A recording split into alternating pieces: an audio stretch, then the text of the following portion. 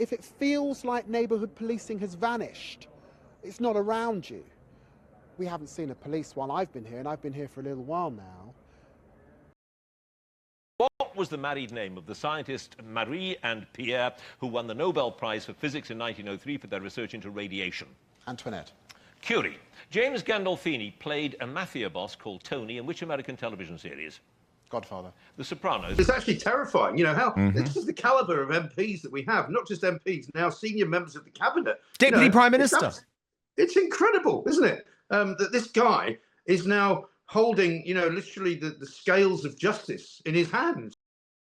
Everything in British culture, though, is now being diluted. Everything.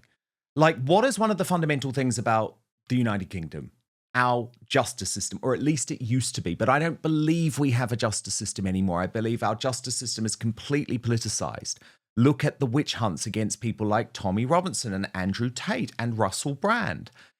And now, as soon as he is in power, David Lammy, the thickest politician in the land, the most corruptible politician in the land, someone who I think is having his strings pulled very much by the establishment and the deep state, has reversed his long-held view that jury trials are an absolutely critical part of what it means to be English and what it means for our justice system. Now, yeah, this guy is stupid.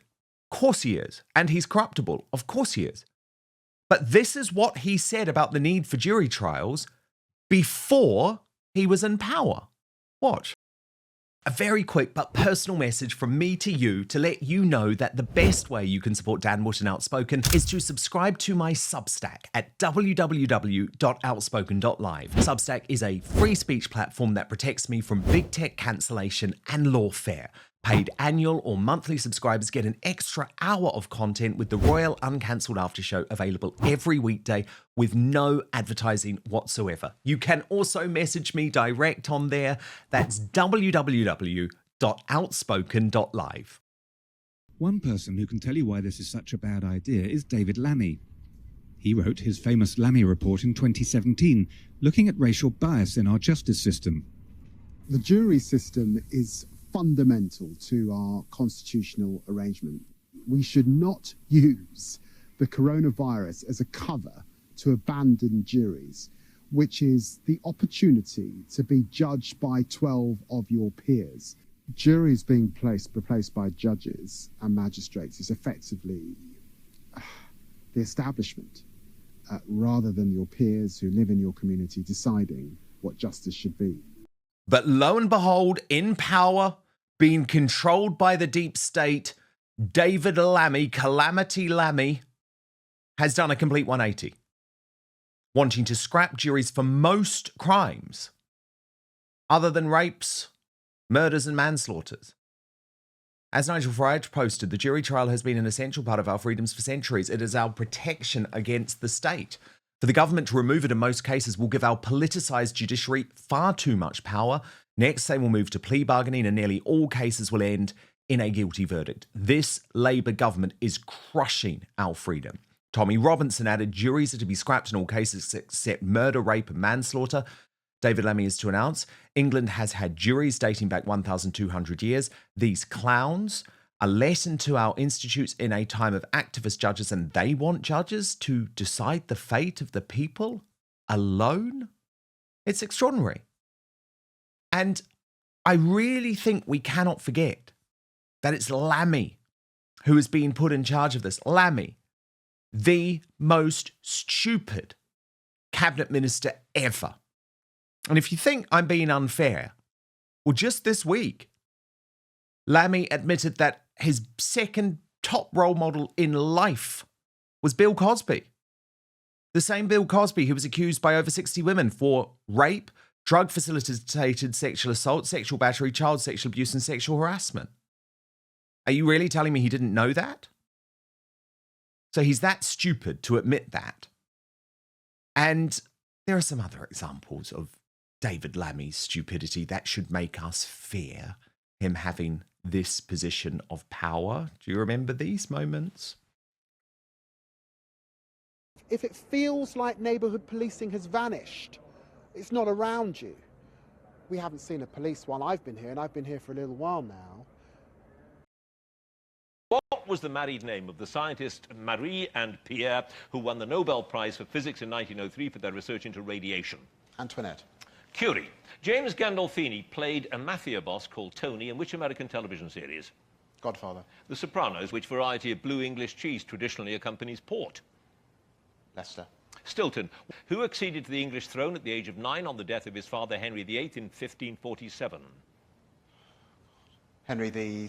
Edward VI. In chemistry, what French word is used for a tube for transferring measured amounts of liquids?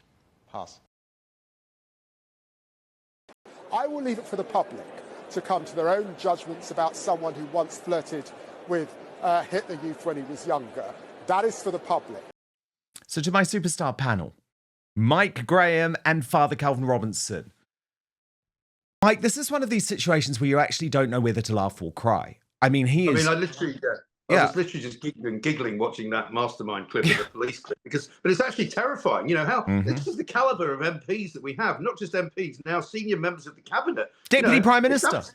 It's incredible, isn't it? That this guy is now holding, literally the scales of justice in his hands. Like the statue above the Old Bailey, for heaven's sake. And I've spoken to a lot of barristers about this in the last few days, and they all say not only is it a terrible idea from the point of view of our personal freedom and our personal rights, and no matter what you've done and you've been accused of, you surely have the right to a jury trial, no matter what. At the end of the day, he will be not only taking that away from people, but it won't actually cure the system either, because it will make the system even more blocked than it already is. There's 80,000 cases in the backlog right now. And if they do this, that won't get reduced. So what's the point?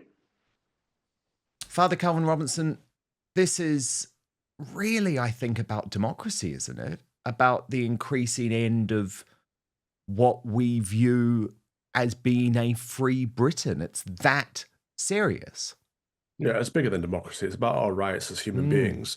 We've had the right to request a jury of our peers for hundreds and hundreds of years, actually prior to Magna Carta. But I've got the quote here from Magna Carta itself that says, "No free man shall be seized or imprisoned or stripped of his rights or possessions or outlawed or exiled or deprived of his standing in any way, nor will we proceed with force against him or send others to do so, except by the lawful judgment of his peers." And this is important because it's about freedom. It's about our rights as an Englishman in an English country. And that means that an activist judge or an establishment peer or a member of parliament cannot dictate the judgment of whether we are guilty or not of a crime. And we've seen this. We've seen the parliamentarians leaning on the judicial system for so long over the last few months, saying, we're going to treat the far right worse than everyone else. We're going to address this crime worse than everyone. And actually, that's not how it should work. It should be the judgment of our peers that say you are guilty or not guilty of this crime.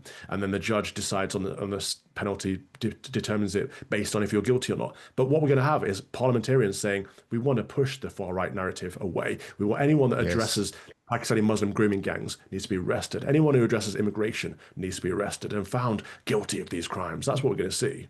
100%, because Mike Graham, it's happening. It's happening. I mean, Graham Linehan, Tommy Robinson, Andrew Tate, Russell Brand. I mean, this is not a coincidence that they all happen to be. I mean, I don't know how you group together people like us, I would say, but, freedom fighters, conservatives, people on the right, however you do it, they have been targeted by the judiciary. But first, a reality check. Data leaks aren't a once-in-a-while story anymore. They're constant and they're massive. When a mega breach hits, millions of people's details spill at once. Phone numbers, home addresses, even sensitive stuff. Worse, that data doesn't fade away. Data brokers and people search sites buy and resell it endlessly. So scammers, stalkers, even curious employers of your future can pull up your life within a quick search. That's why I use Incogni. In a murky industry, Incogni is the proof-driven service independently verified by Deloitte to request removals from hundreds of broker sites and private databases, follow up repeatedly, and log the confirmations as they come in. Here's how simple it is. Create your account and share only what's needed to find your exposed profiles. Authorize Incogni once, just once, to act on your behalf, They start the takedowns and keep chasing so your data doesn't creep back online ever.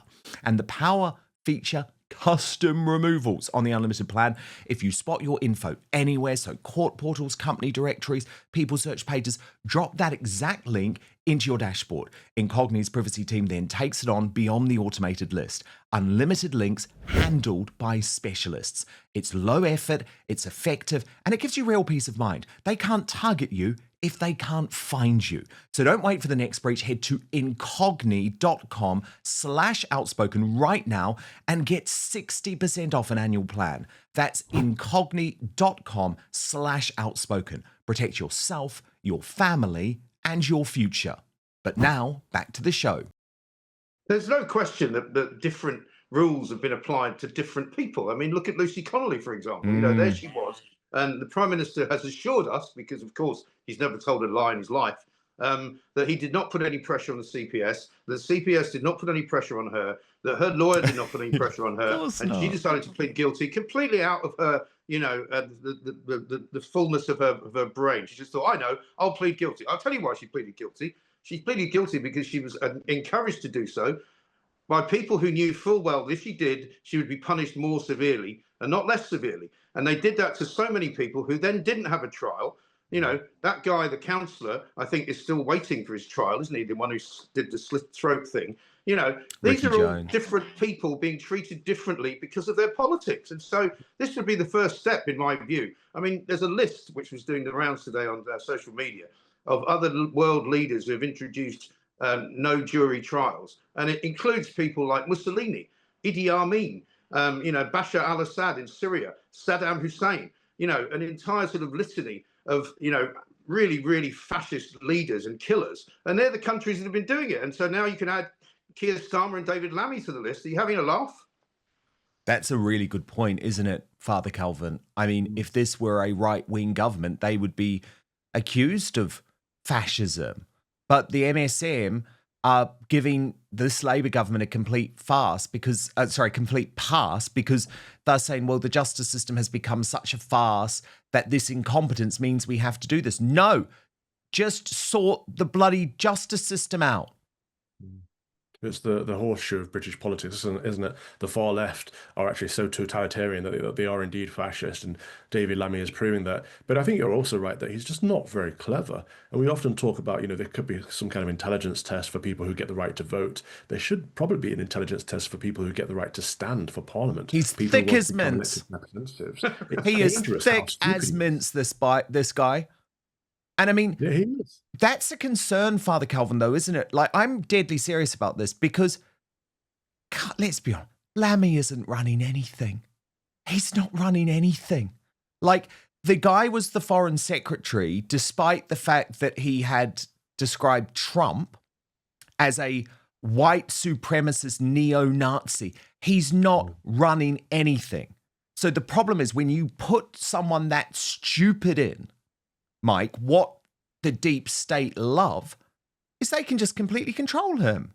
Of course. You know. Well, I mean, everybody knows when he was foreign secretary, the guy who was making all the decisions and the guy who was going down to the Chagos Islands and selling it off to effectively the Chinese, because that's what we know has basically happened. It was that guy, Jonathan Pole, who, of course, was all part of the Blair cabal back in the early part of the Labour leadership and the Labour running the country with Tony Blair in the early part of this century. You know, these are the people, the powers behind the throne, if you like, the sort of the Morgan McSweeney characters, although I find it hard to believe that he's clever as well, because he's made a complete, you know, balls up of absolutely everything he's touched.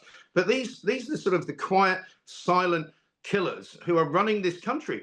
And look at the civil servants, look at the people running the OBR. You know, nothing works in this country, and the Justice Department is just as bad. They can't deal with all of the crime because they don't know what they're doing. You know, in the same way the Home Office isn't fit for purpose, the Foreign Office. I mean, I haven't seen anybody from the Foreign Office talking about anything for weeks and possibly months. You know, I don't know even who's running it anymore. You know, I know it's supposed to be Ed Balls' wife, but, you know, you never see her. What's she doing? No, you definitely don't. You definitely don't. It's deeply concerning. And this is an issue I think that we're going to have to fight on. Do you know what I mean, Father Calvin? Because it's not necessarily sexy as an issue, But this is the type of issue that we all need to be fighting hard for. The right to a jury trial. It is fundamental. Well, yeah, there are two issues here. There's the right to a jury trial, which we must fight for if we want to protect our freedom from the state. But also there's the caliber of our politicians and the demographic from which they are selected. You know, until 100 years ago, you had to be a member of the Church of England to stand for Parliament. And it's always been that case. And it was implied that you'd have to be English too. I think it should be the case that you should have to be English and you should have to be a Christian to run in England, a Christian country. And I think we have to have a look at who's running. You know, to have someone called Mahmoud, which is an interpretation of Mohammed, as the Secretary of State in the Home Office, when we have a problem with Mohammedans in our country and we have a problem with immigration in our country and policing, two-tier policing, it's not appropriate. It's entirely inappropriate. And so we need a strong leader who's willing to stand up with the political capital to say, actually, England is both an English country and a Christian country, and anyone who runs for office, who stands for office in our country, needs to tick both of those criteria at the very least. Thank you so much for watching Dan Wootton Outspoken. Please click on my face just to the bottom left to subscribe to this brand new independent news source and turn on the notification bell so you'll be alerted to our brand new live shows, uncancelled interviews, and special royal episodes. Outspoken is also now available as a podcast, so you can listen to the show every weekday on the go, wherever you are.